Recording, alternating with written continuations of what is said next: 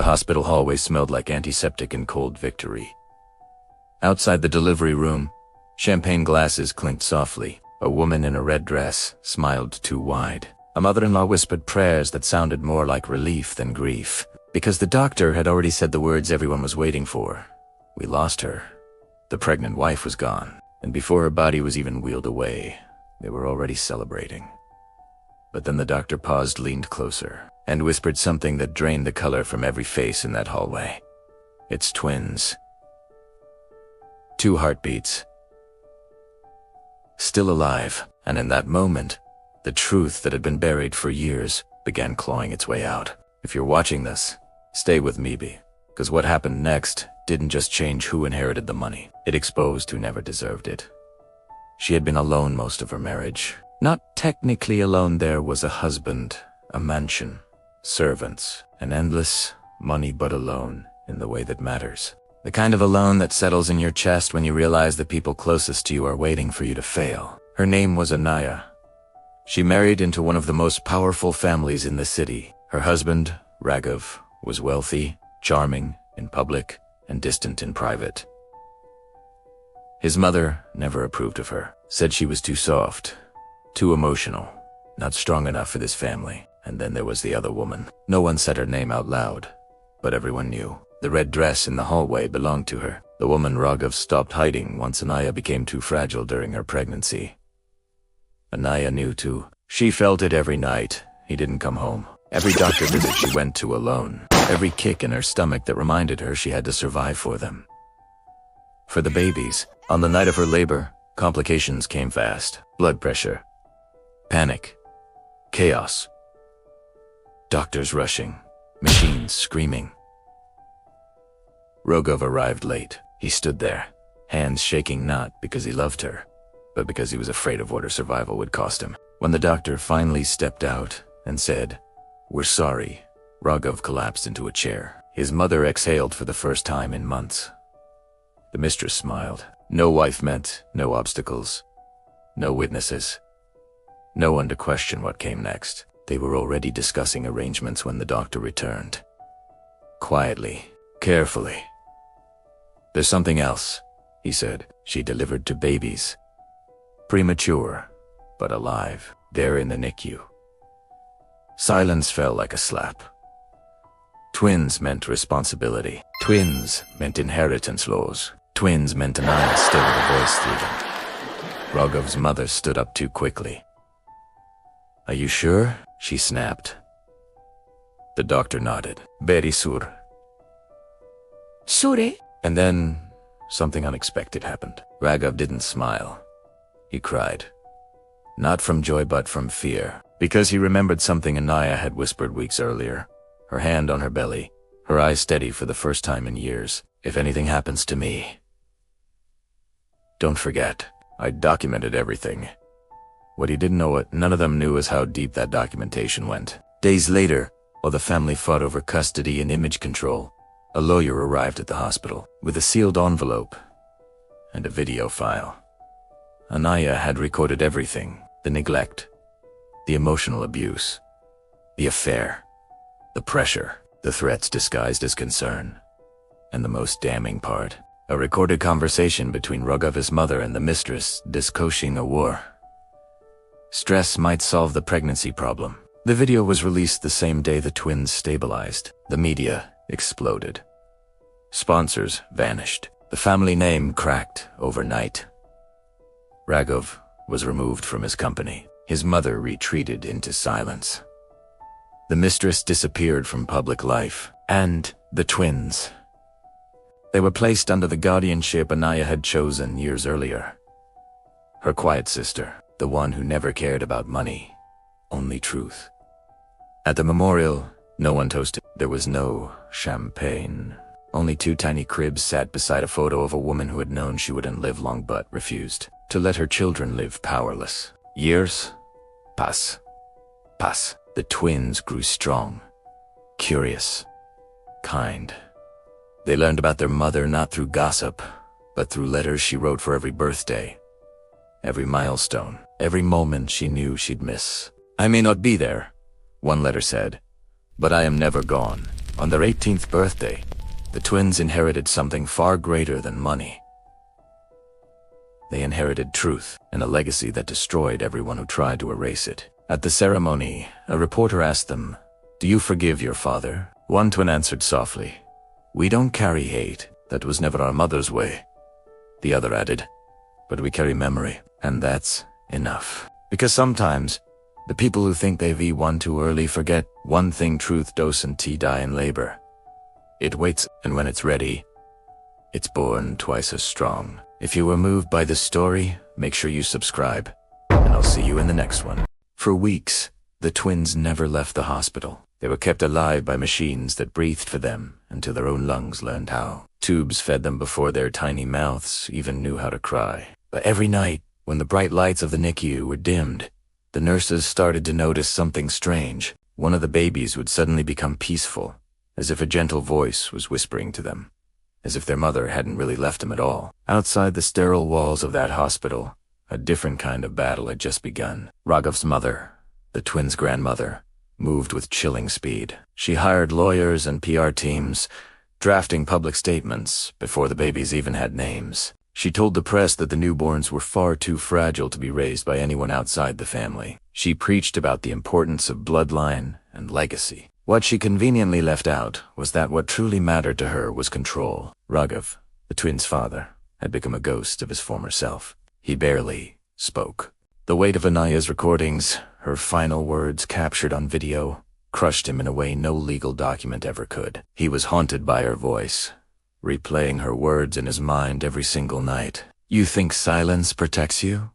she had said in one of the videos. "But silence is what buries people alive." Meanwhile, the mistress, the woman at the center of the storm, stopped her hospital visits. Just hours before the news broke that the twins were alive, she had posted photos of herself celebrating. Screenshots of those posts spread across the internet faster than any apology she could offer. Brands dropped her sponsorships, friends disappeared, and the invitations to exclusive events completely dried up. But even 10. The worst was yet to come. Anaya, it turned out, had planned for this exact moment. 10 days after her death, her sister received a second envelope. There was no legal jargon or dramatic flair inside, just a handwritten letter that was devastating in its calmness. "If you're reading this," it began, "they're already trying to take my children."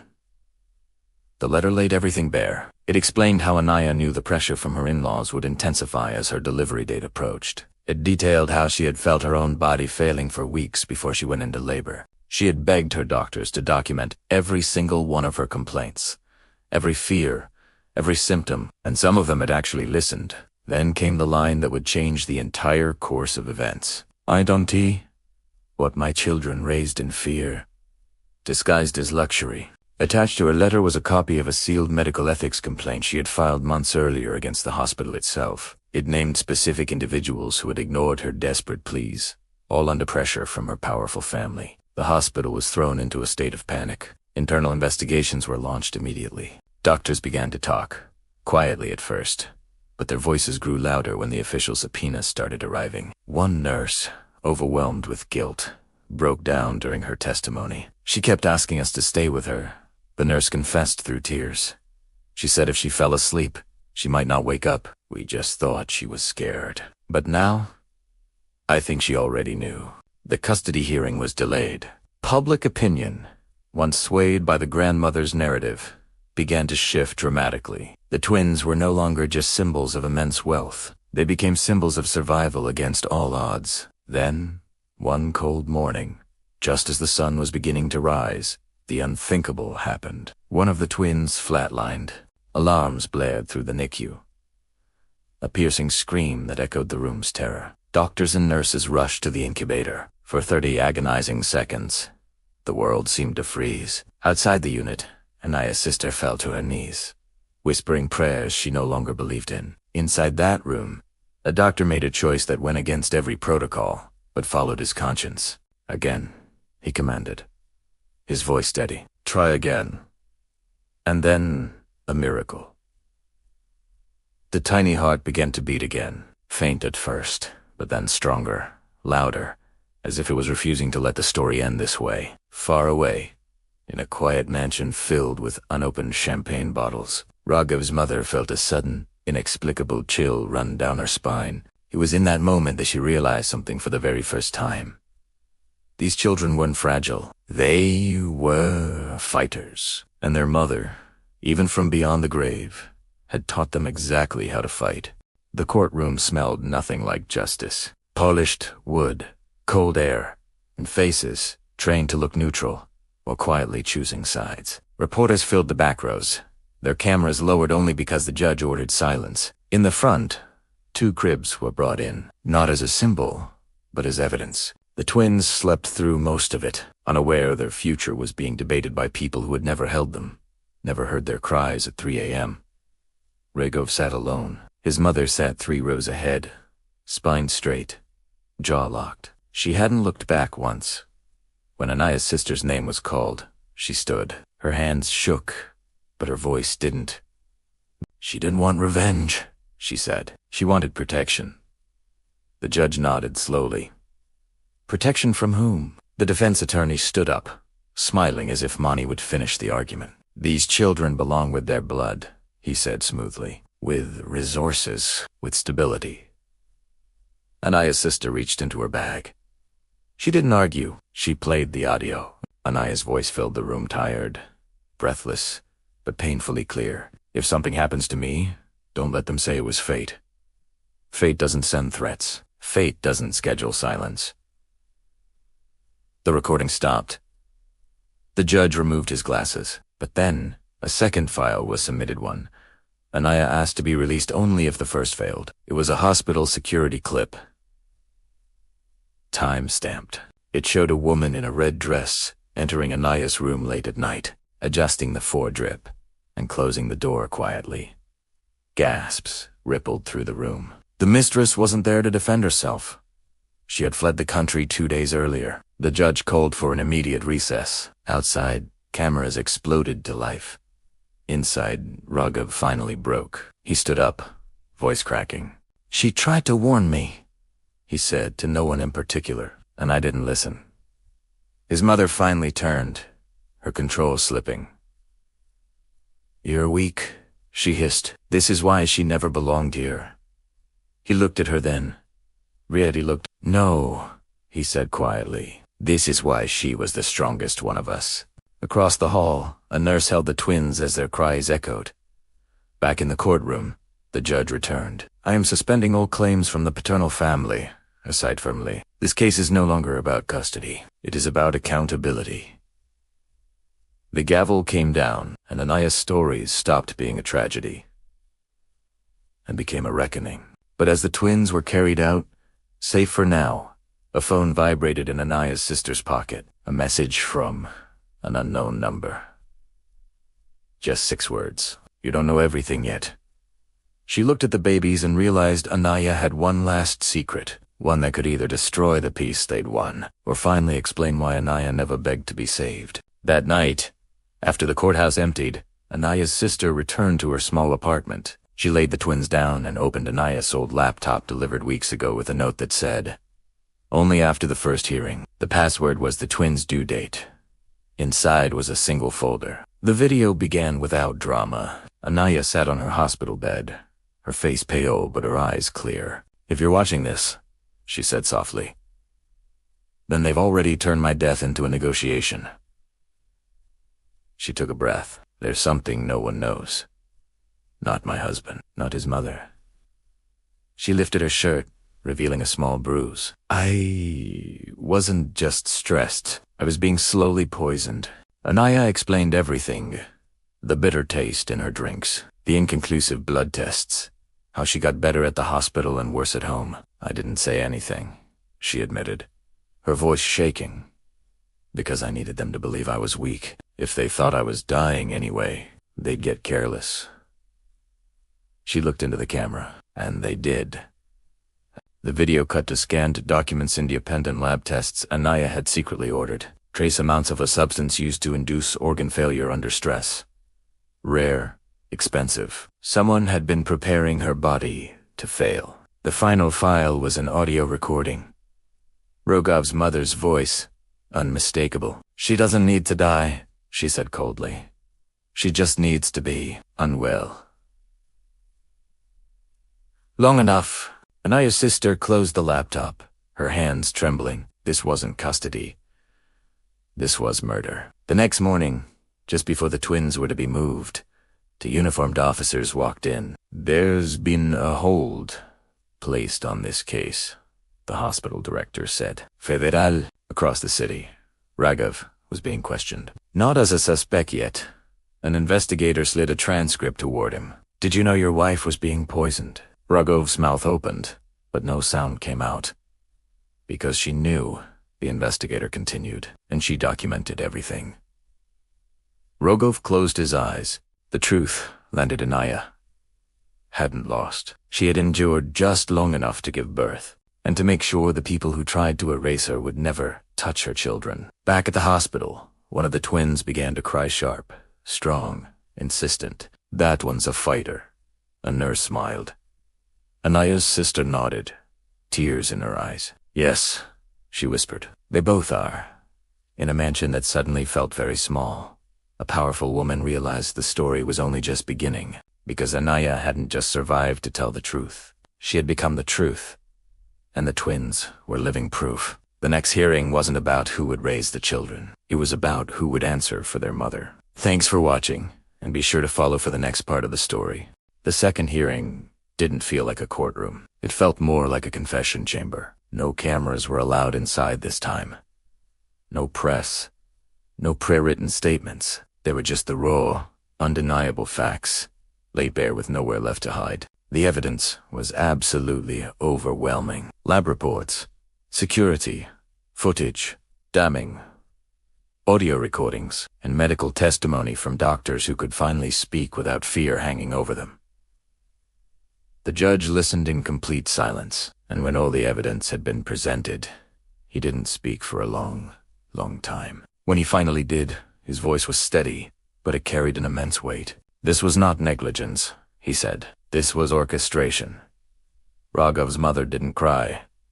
She didn't scream. She just sat there, perfectly still, as if her body had yearned yet processed the reality that money could no longer shield her from the consequences. Charges were filed that very day.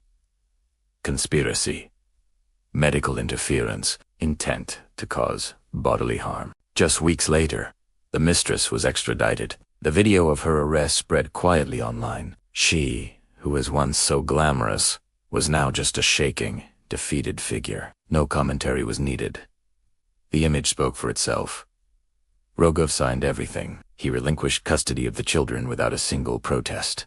He donated his shares, and he dissolved his name from the very foundation Anaya had poured her heart into building. During his statement, he said, I don't deserve to raise them, but I will spend the rest of my life making sure they know exactly who their mother was. The twins went home for the first time on a soft spring morning. Sunlight streamed into the small apartment. There was no luxury, no marble floors, just warmth, quiet, and safety. Anaya's sister placed two framed photos on a shelf. One was of Anaya, smiling gently with her hands resting on her belly. The other was a handwritten note from her that read, If they are loved, I am alive. Years passed. The twins grew into children who asked difficult questions and always received honest answers. They learned about their mother not as a victim, but as a brilliant strategist, a fierce protector, a woman who absolutely refused to disappear quietly into the night. On their 18th birthday, they stood together at a small memorial garden built in Anaya's name. One of them spoke first. She didn't get to raise us, he said, but she raised the truth. The other added, and she trusted us to carry it forward. They didn't speak of revenge. They spoke of responsibility. They spoke of protecting others who didn't yet have a voice. And somewhere, standing between the stone paths and the flowering trees, it was perfectly clear Anaya had never really died in that delivery room. She had multiplied into two lives, two voices, two unbreakable proofs that the truth can and will survive, even when people don't. So as this story closes, remember this one thing.